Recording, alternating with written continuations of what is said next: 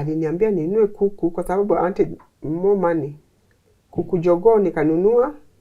Then it drew the blood from the chicken and put in my system and took mine and the chicken, and they told me to throw the chicken away. A concoction that this witch doctor made and gave us to drink. I don't know, but later on I was made to understand that it was a mixture of mwili za wafu, sijui, na hizo mahali watu wanazikwa, hizo mchanga ya kaburi. Yeah, alafu ana blend na mfupa za wafu, alafu anaziblend. Alinichanja. I don't know how to say that. Kwa mgongo mzima, nikawekewa madawa zingine, kwa mwili, so nilikuwa anadunga na sindano. Yeah, na chanjwa. Hello and welcome to today's episode of My Story. Our guest today, Carol, had a thriving career, properties, name it all. But her life took a drastic change upon meeting the love of her life, who initiated her into things that she couldn't understand, that made her life become a living nightmare. My name is Njerumasi, and this is the story of Caroline Nyanga. Hi, Carol. Hi. How are you? Fine, thank you. You're fine? I'm fine. Thank you for gracing our screens today. Thank you so much. I'm humbled. Yes. So looking at that camera, you can introduce yourself to the people who are seeing you for the first time here on Toko. Okay, my name's Caroline Nyanga. I'm a child of God by His righteousness and a journalist by profession, a mother of 2, a third born in a family of 6, and a born-again Christian, like I said. Well, my life story, I have a very touching life story. I don't know where to start, but maybe you can allow me to mix English and Kiswahili for those who are not conversant with English. Yeah, so that they can be able to, understand what I'm saying. I was born way back, many years back, and I went to Lower Girls High School in Nyanza. That's where I did my Form 4, 844. And then from there, after my Form 4, I proceeded to India. And like many of you know, India is referred to as the center of the devil. I do not know why. Maybe due to their nature of worship, idols, statues, and stuff like that. I went there when I was 18 years old, and I met a man who I lived with as my boyfriend. That was my first boyfriend. He was a professional football player, a Kenyan playing professional football in India. Personally, I was a party animal, I remember. I used to go for big parties, even 3 days non-stop, 3 days in a pita sijui, but that is in the past. So like I said, when I went to India, I was young enough, and I studied 3 degrees within a span of 5 years. Public administration, political science, and psychology. And then my second degree was Bachelor of Journalism for a period of 1 year. And then Masters of Mass Communication in Journalism for another 1 year. So that was 5 years. So, being that young, by the time I was done, I was extremely young. But before I came to Kenya, I had a serious road accident. When I was about to come home, I used to see it happen to my friends, and I thought I used to watch it. Nilikuwa nafikiri ni kama drama, ni kama video too. But when it happened to me, it was very serious. So my mom was alerted, and my elder sister. So they came over to India. It was very sad news for them. So there I was admitted at India private wing for a period of 1 month. The doctors, I had broken my femur, my arm and stuff like that. I could hardly walk. So the doctors suggested that I undergo 12 blood transfusion, 12 pints of blood transfusion. And the IVs, of course, that were being given to me, water. And then the operation took 9 hours. So I remember my mom and my elder sister stayed in India for a period of 1 month, waiting for me to recover. So then, after the operation, my condition, stabilized. So ikabidi nirudi Kenya. Sasa nataka kuongea na kila mtu. Nikarudi Kenya na mama yangu na dada yangu. It was not easy for them. So by the time nifike airport, Jomo Kenyatta airport, kuna ambulance. My elder brother was a major, but ni daktari. So he arranged for an ambulance from Forces Memorial, I believe. Ikakuja hapo kwa airport to pick me up. Then nilipelekwa straight to the hospital. Manake condition yangu ilikuwa critical. Hata kwa flight I had to occupy more. I could not sit vile watu wanakaa, so ilibidi ni occupy more than a seat. So it was not easy. So by the time I arrived in Masaba Hospital, I don't know that it's ni hosi ya kitambo, mimi sijui vizuri sana. Nilipelekwa huko. So it was not easy. When I got there, I met a lady. She was critically ill, a mama, an elderly mama. So this mama prayed for me. She was a Kikuyu. She was very friendly. Hatujuani. But the fact that I was there and she was, alikuwa anaona huyu mtoto ni mdogo, why is she here? You know, she prayed for me. 10 minutes later, she was dead. And that's when I realized, wow, kumbe Mungu ananipenda. So nikakau, I stayed there for, like I said, 5 months. And then finally, I went to Nairobi. Nikarudi Nairobi, I stayed there for some time.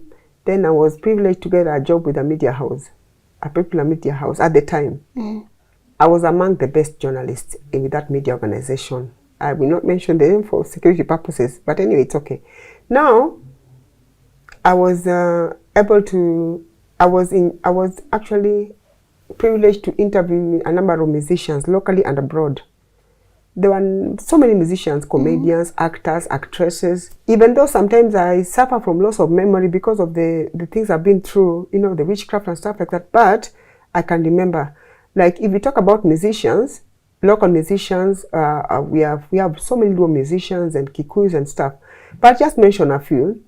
Like the ones I interviewed were like, I think Musa Jakadala was one of them, Emma Jalamo, Prince Inda. I remember at the time when I was, what can I say? I elevated some of their careers. Kinamze Ojuang, I remember when he passed on, you know, Makayai, so many people, I cannot remember. But virtually anything to do with entertainment, I used to be assigned to interview them. And among the few stories that I did, okay, internationally, I've met with people like Kina Kofi Olomide, Pali Pupa, Werason, Nigerian musicians. Artists, yeah. I don't remember some of them. During my tenure as a Standard, I met a man. This man, at the time I was living somewhere within Nairobi. I met him, sikuwa namtaka. I hope people will be able to be comfortable with my Kiswahili. Sikuwa namtaka at the time, kindly bear with me. Sikuwa namtaka at the time, but for some reason, I just ended up with this man. I do not know how and why. I used to meet him, but for some reason, I don't know what happened. Maybe in his forces too, I don't understand.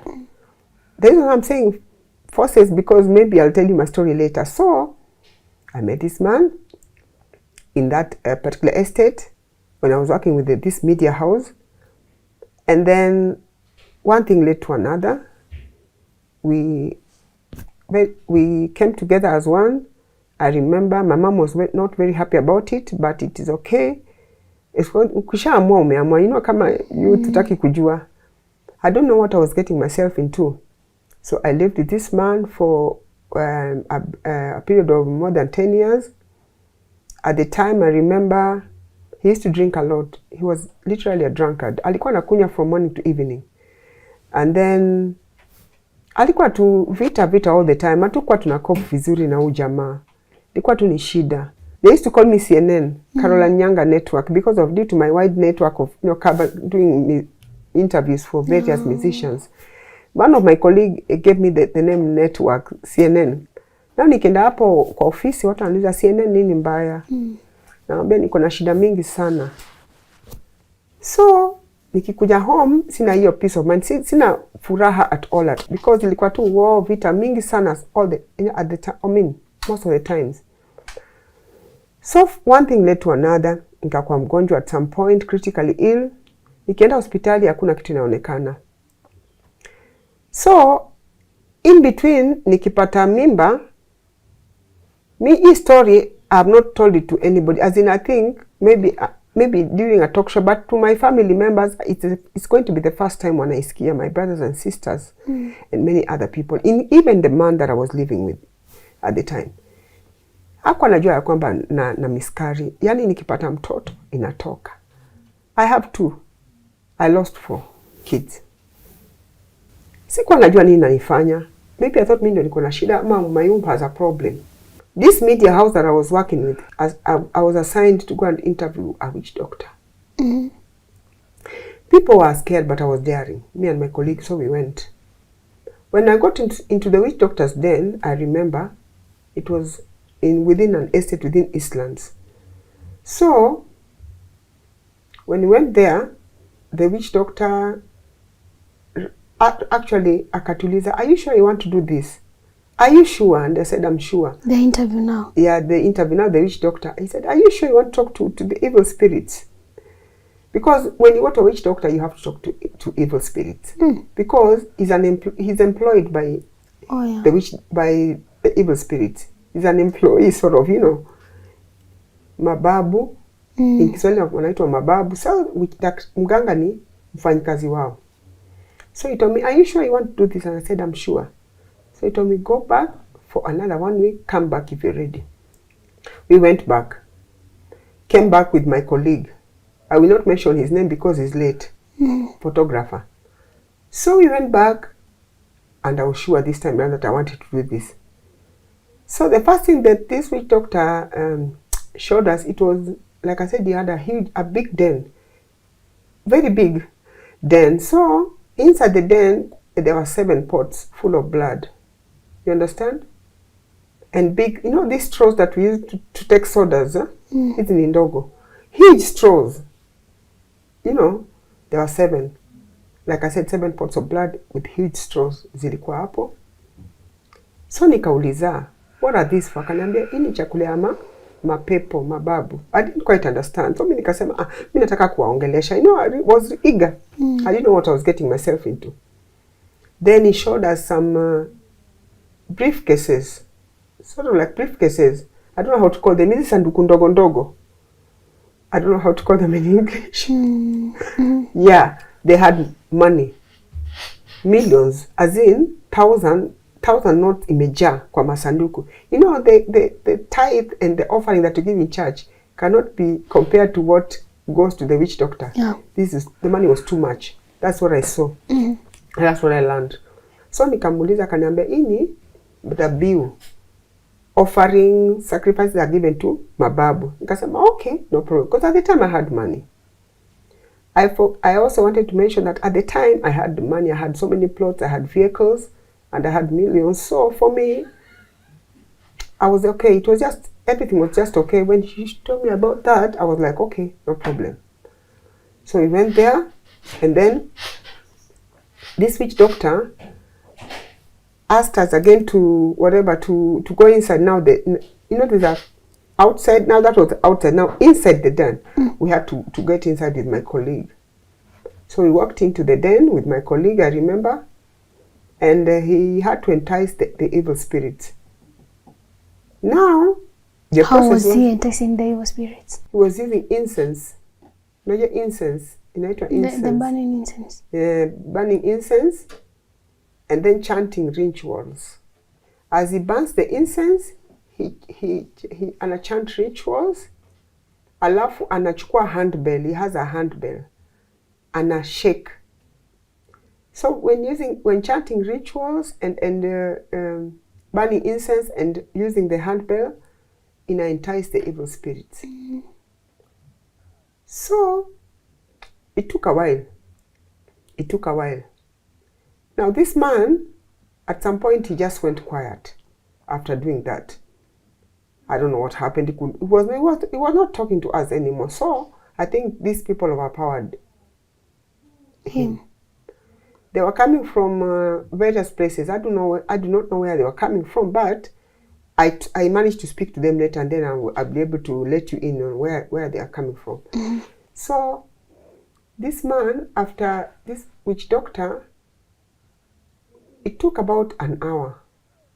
I remember losing my memory at some point, and my colleague also lost his memory. So these spirits were coming. I think they were in the process of coming, having been enticed. But, you know, they're spirits, so I think they were coming and then maybe taking this blood and then going wherever they're going, where they're supposed to go, where they've been assigned to go. So finally, after about an hour, these spirits, evil spirits were able to come. As they come in, you can actually feel their presence.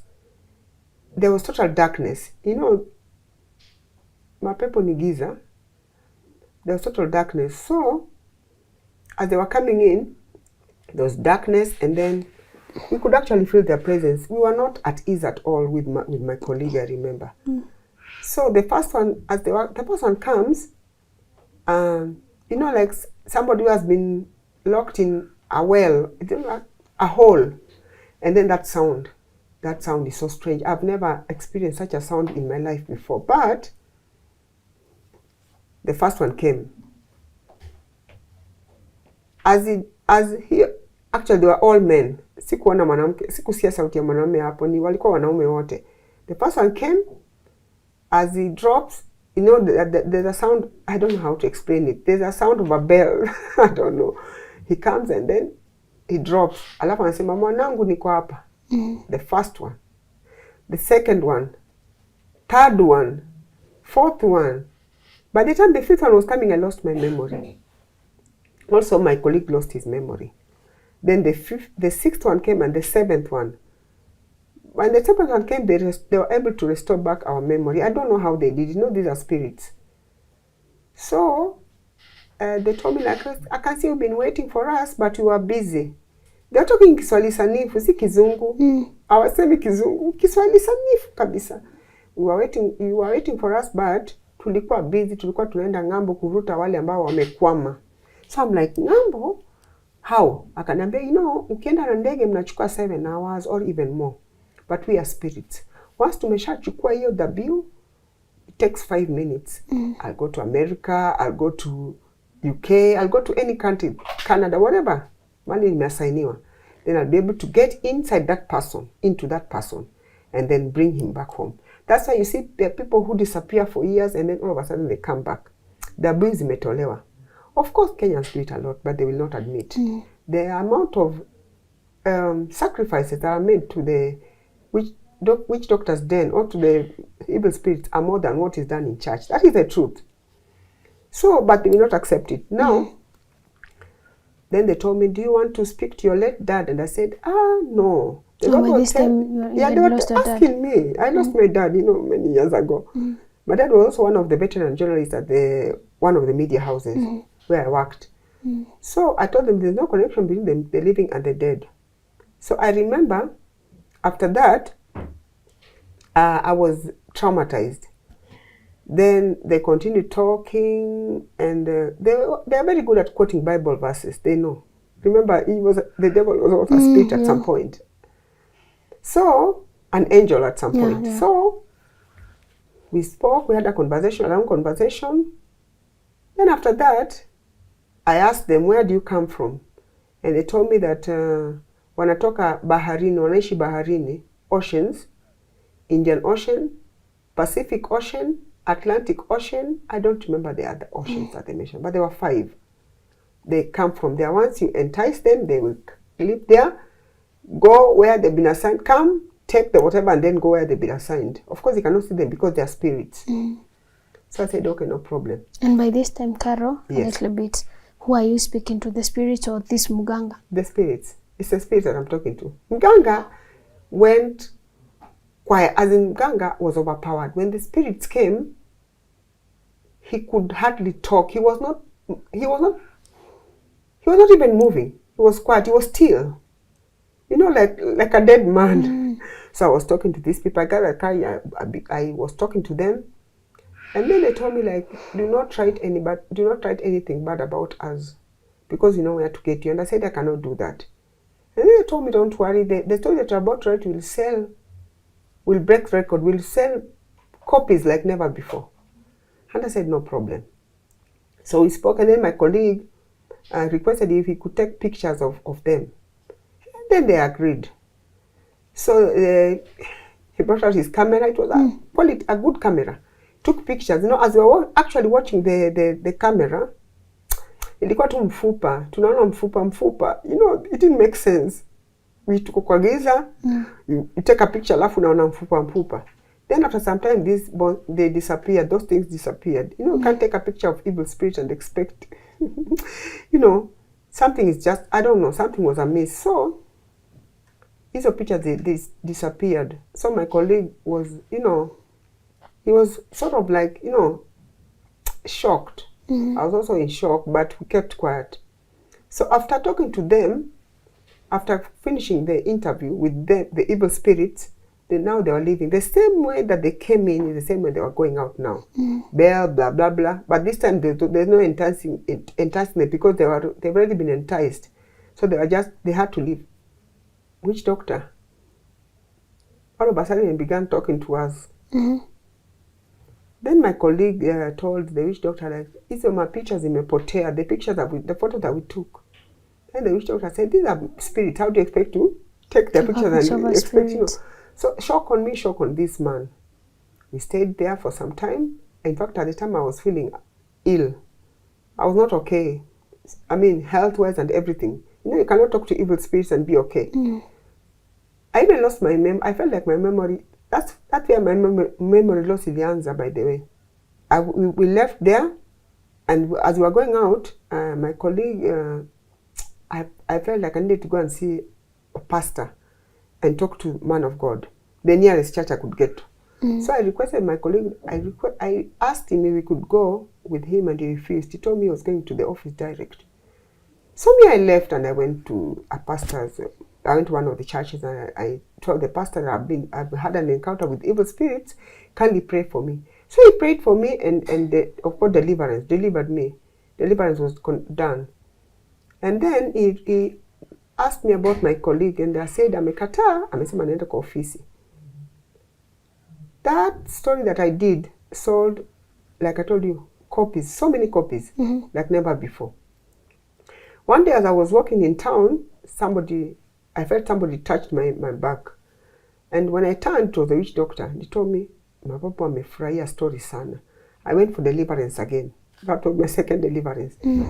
So since then, I've been undergoing deliverance with almost 50-something men of God, 50-something pastors and churches, because it's not easy. So 6 months after our interview with the evil spirits, my colleague died.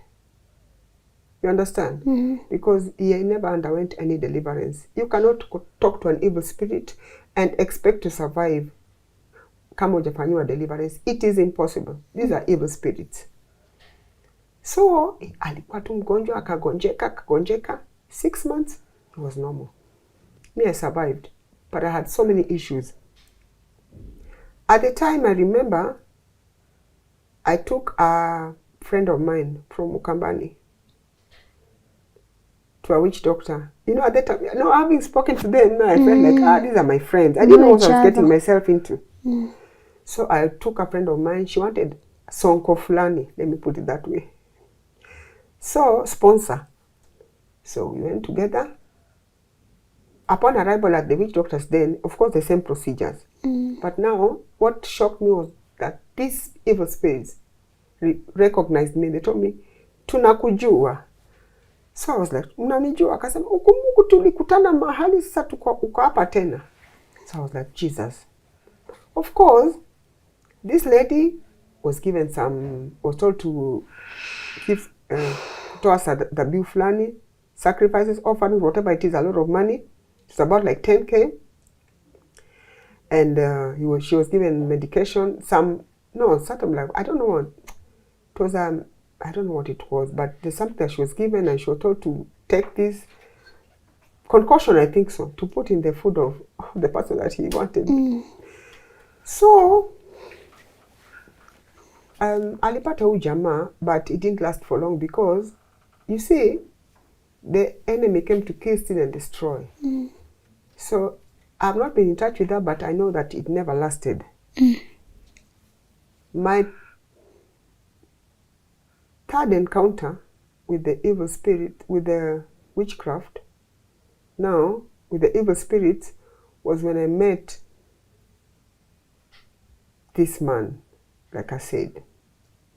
A man who I lived with as my husband. I did not know that this man was an assistant witch doctor. This man, of course, he was a musician. later on, that's when he revealed that he was an assistant witch doctor, and that he has been working in cahoots with the witch doctor. This really shocked me. Of course, it affected my life. That's when I realized maybe that's why I had these miscarriages and stuff like that, and many sicknesses all the time. Vitu mingi sana. I went through a lot of challenges. Then this man brought a friend of witch doctor into our house. I didn't know this guy was a witch doctor. He used to come. I even gave him a room. Alikuwa nalala huko. Now he used to leave this house and go. Every evening, my husband could accompany this man. Anampeleka, anapanda gari. Usiku tu around 6-7.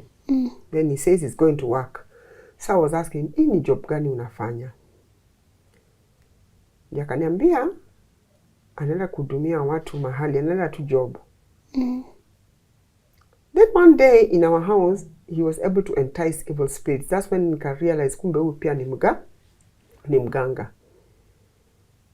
The evil spirits spoke to me. Of course, they were now conversant with me because it's not the first time I was meeting them. I remember a concoction that this witch doctor made and gave us to drink. I don't know, but later on I was made to understand that it was a mixture of mwili za wafu, sijui, na hizo mahali watu wanazikwa, hizo matope, mchanga ya kaburi. Yeah, alafu ana blend na mfupa za wafu, alafu anaziblend. Si tuliambiwa ni dawa, utapata mali. I wanted to add more money, to what I already have. Unajua binadamu hawatoshekangi na do. So when I had that, I was excited. So tulichukua. So wale ambao tulichukua na hii dawa, wengine walifariki, mimi nikabaki tu. I think Mungu alikuwa ananiprotect. And I think also hizo pia zilifanya nikapoteza hizo miscarriages nilikuwa nazo, ni kwa sababu ya hizi vitu ambayo nilikuwa nimefanyiwa. Nilifelisika kabisa. Like I told you, I had these millions and the cars, plots, kila kitu zilipotea. I don't know how.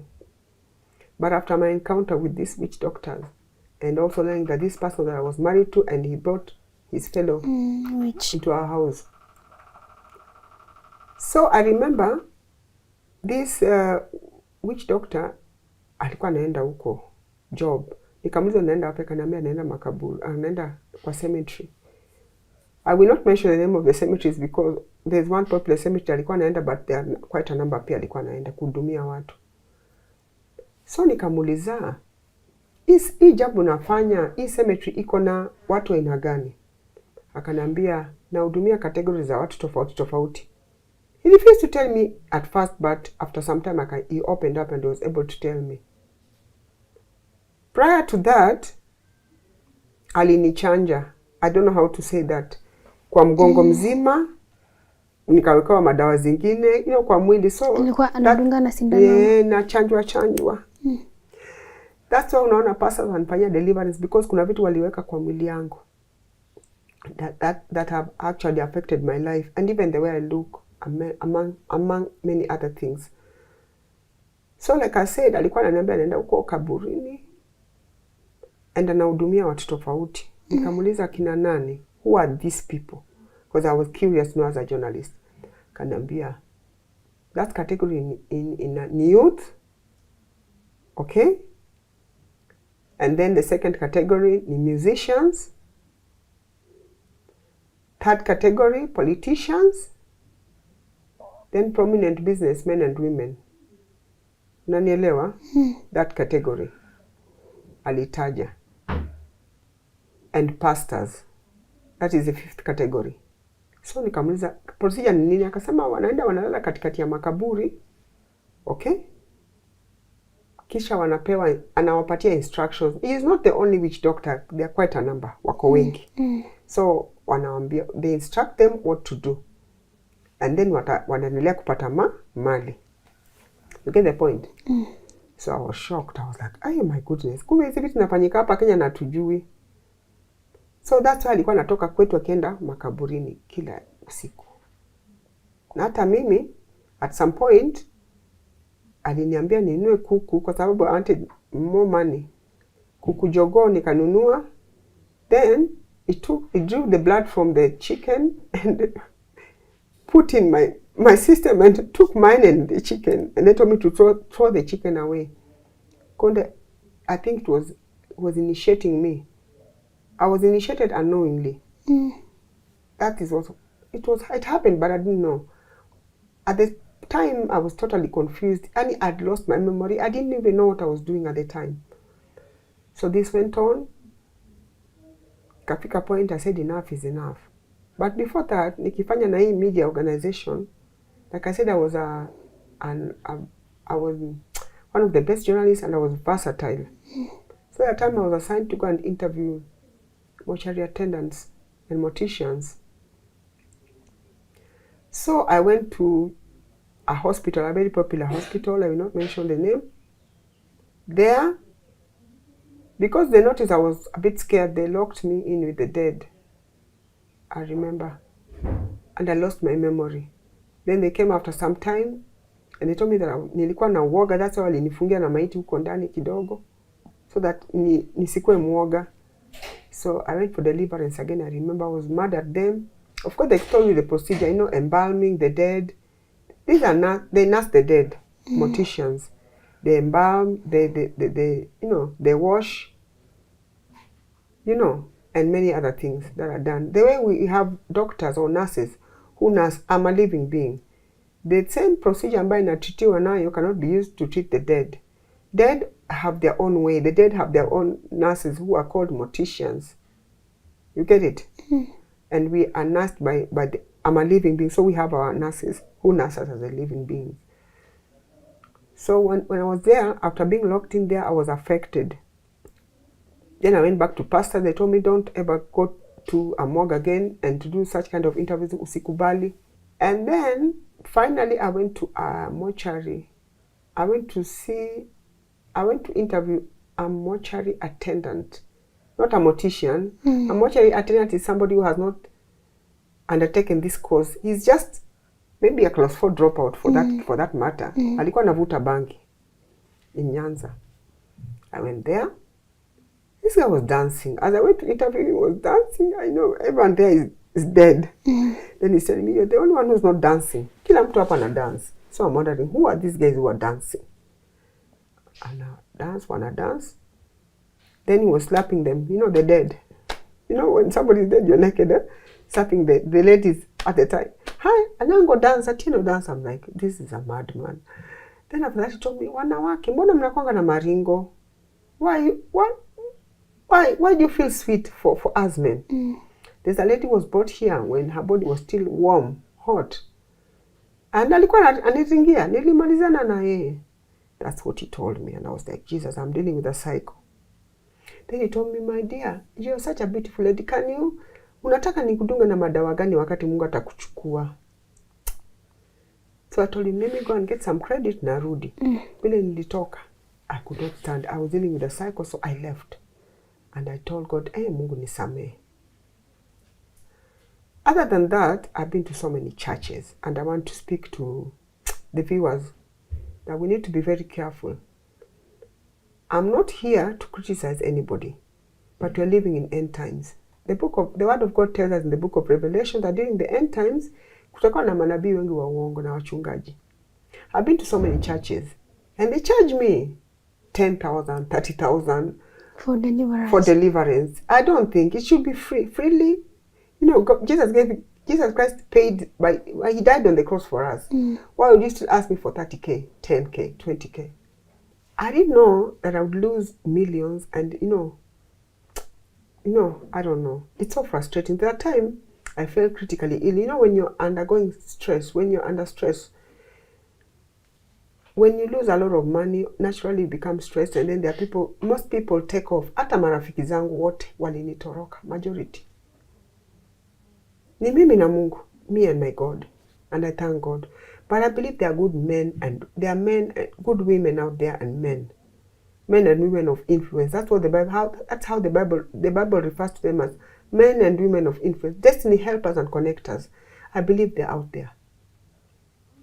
And I believe God can use anybody. God is no respecter of persons or men. I've been through so much. I lost all my friends.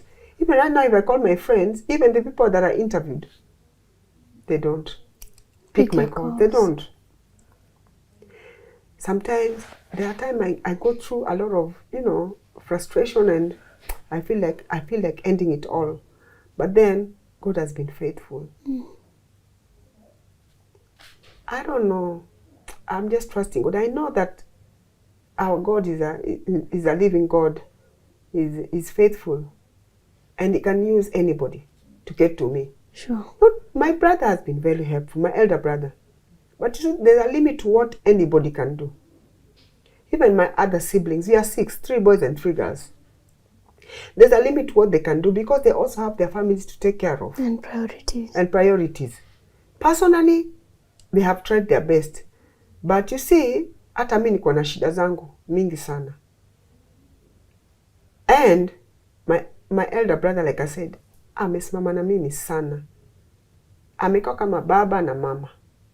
But you see, I don't think it is right because in a point, I also need to be able to do things on my own.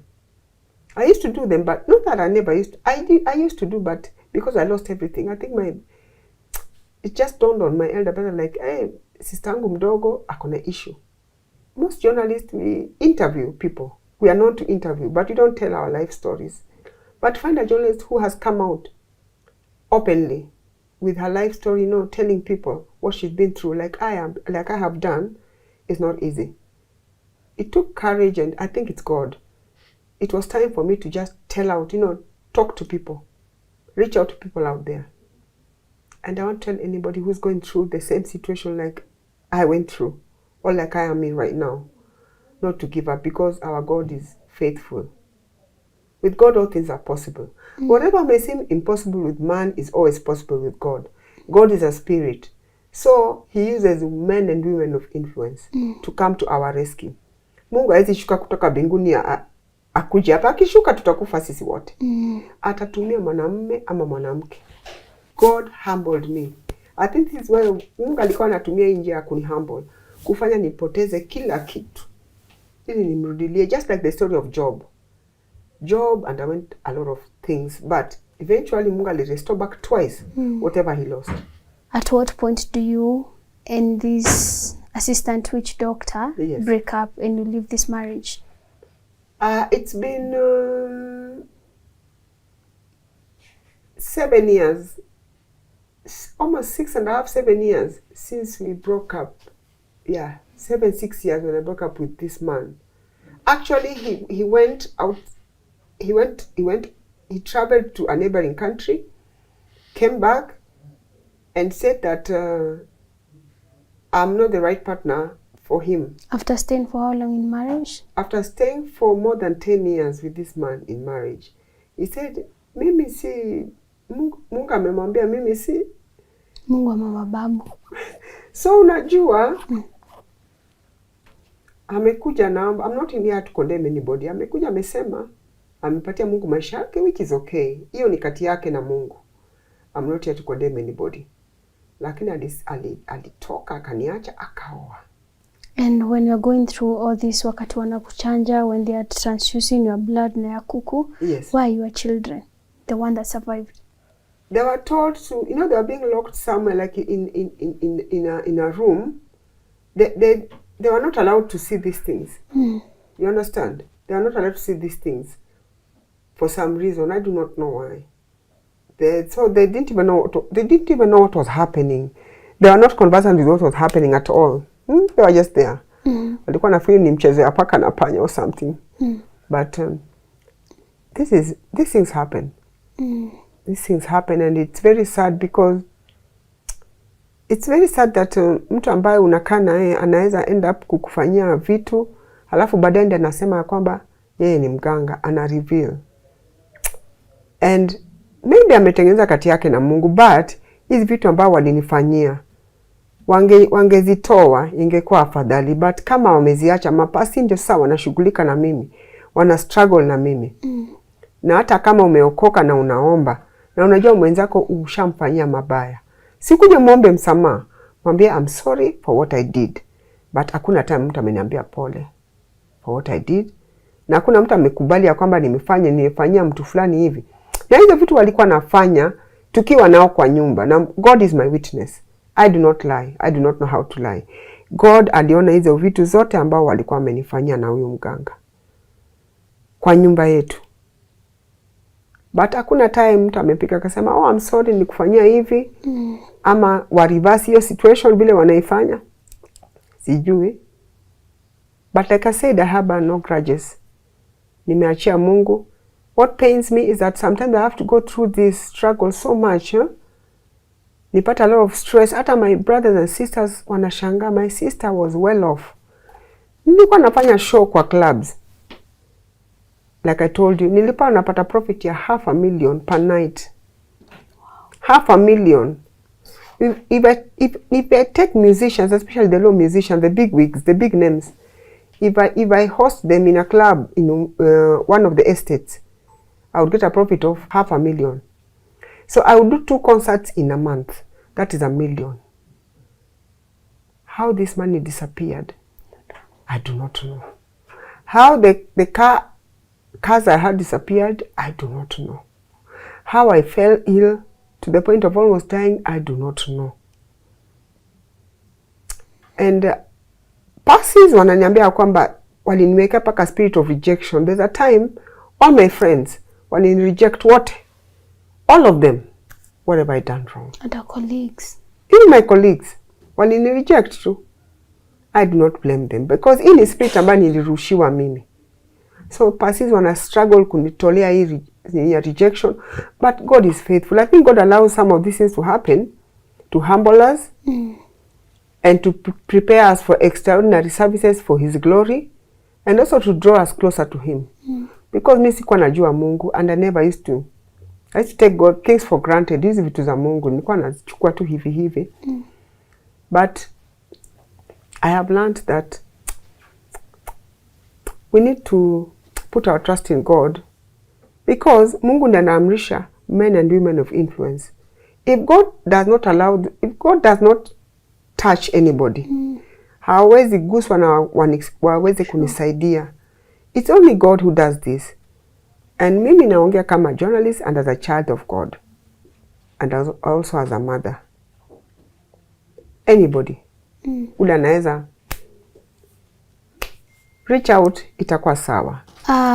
When you were introducing yourself, yes, you told us that your mom used to work in a very reputable organization. Yes. So someone who's watching might assume that you are a cool kid that came from a rich family. So after starting to lose your property, why couldn't you go back home? To my mom? My mom lost her job. Yeah, she was working in a very reputable organization, but she lost her job. And she was diagnosed with so many sicknesses. My mom is one person, is a very strong woman, my late mom. Alipatikana na mtu mmoja tu, alikuwa epileptic, alikuwa na cancer of the uterus, alikuwa na kidney failure, alikuwa na liver failure, alikuwa na high blood pressure, alikuwa epileptic.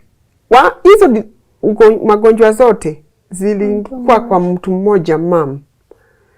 So hata kuweza fanya, ilifika point sasa ni sisi ndio tunaangalia mom, especially my elder brother. So unajua hii nini ya mama ili drain pesa mingi sana, treatment ya mom. Hizo magonjwa zote nimekumentionia, the terminal, the big wigs, like ilifanya. That time I was taking care of her while alikuja hapa Nairobi. My brother alimleta, my elder brother. But then she died. Alikufa shortly after that, almost nikikaa naye for 1 month.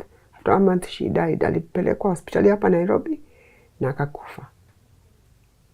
So hizo mom, hiyo gonjwa li drain mom, akajobika, ibidi awache kazi.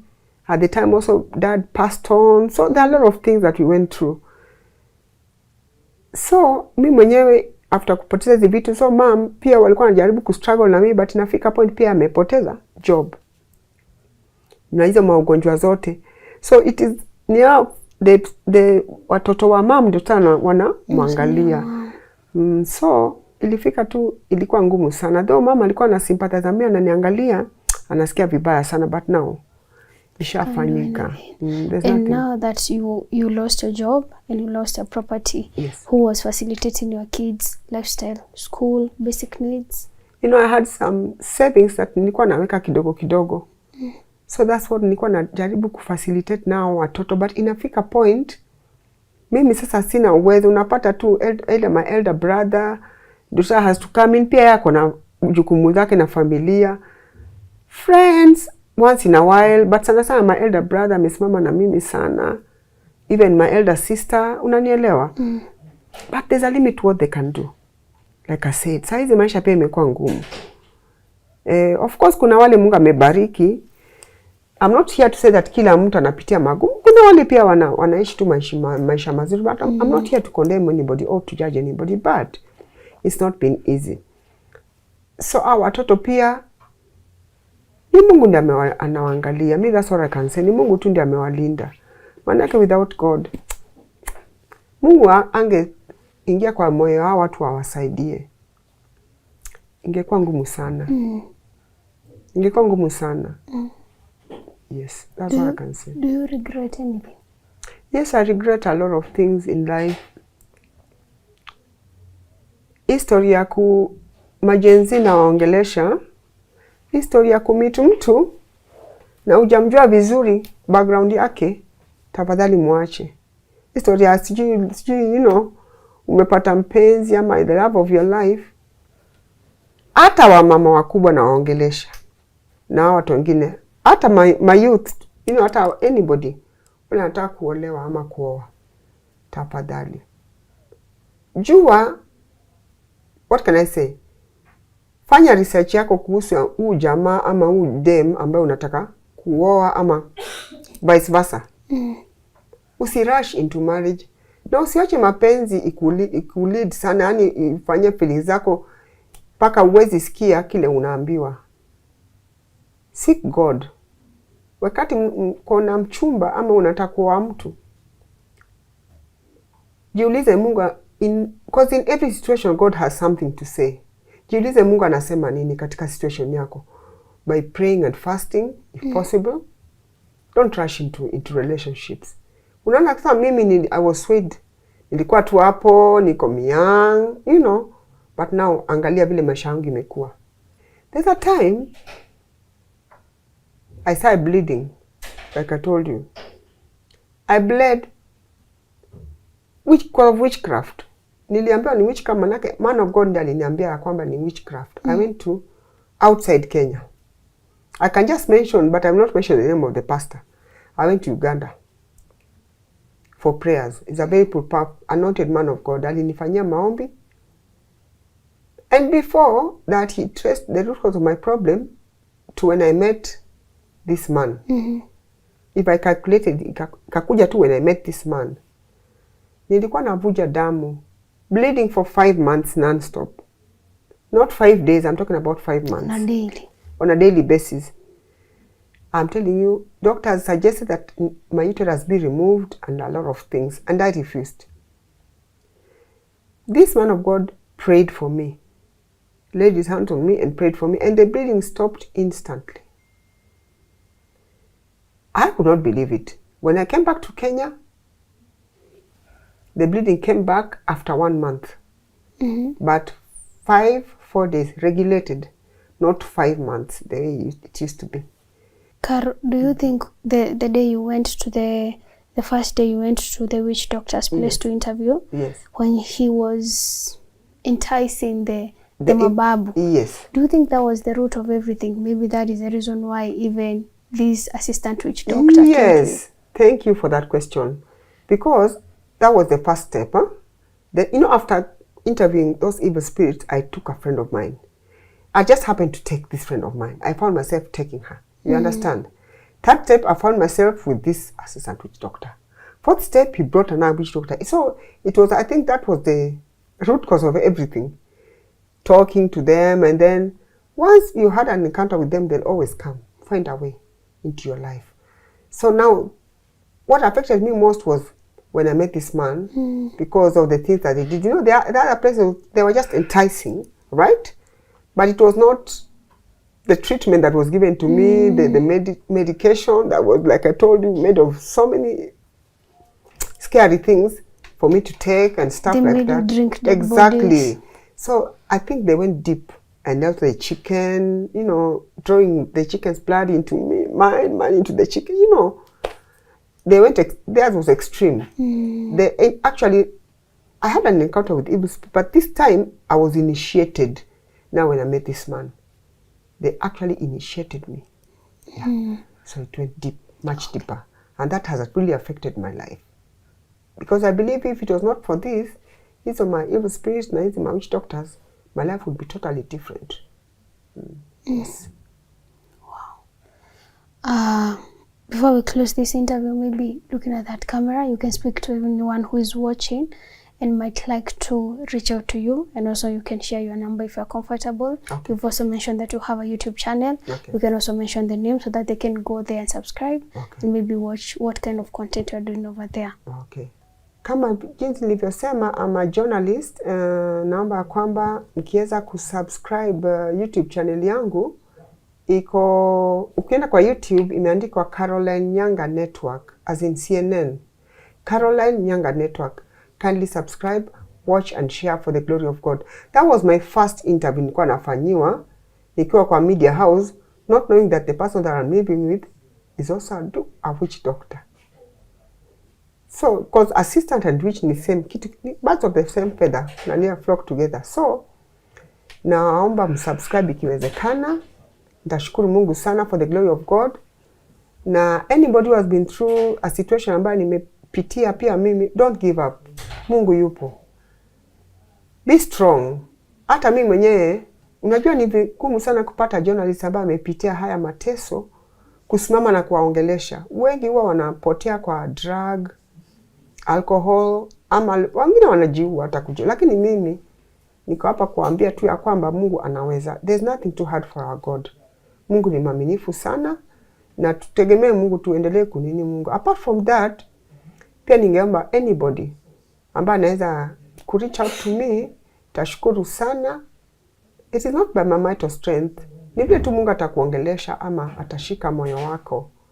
It is not a must, but if you feel like you can reach out to me, tashukuru sana. Manake, I remember vile pia mimi nilikuwa na mali, nilikuwa nasaidia wengi. I forgot to mention that. I used to reach out to so many people. Hata kwa kanisa pia. But saizi sina chochote. Kile niko, yani sina kazi. Na unajua, there's a limit to what family members wanaweza fanya. Pia wako na jukumu zao, wako na challenges zao. Na akisiezi wategemea, manake the Bible tells us amelaniwa anayetegemea binadamu. What I want to say is that kama Mungu anaweza shika roho ya mtu ambaye anaweza reach out to me, nitashukuru sana. Whatever it is, it does not matter. Hata kama mtu anaweza kuwa na platform ya kazi pia, itakuwa sawa tu.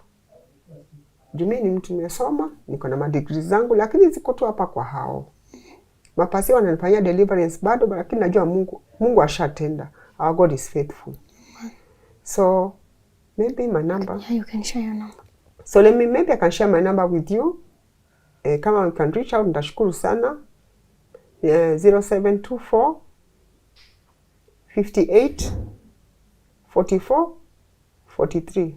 In the number man unaweza reach out to me. You can repeat again, just for clarity. 0724 58 44 43.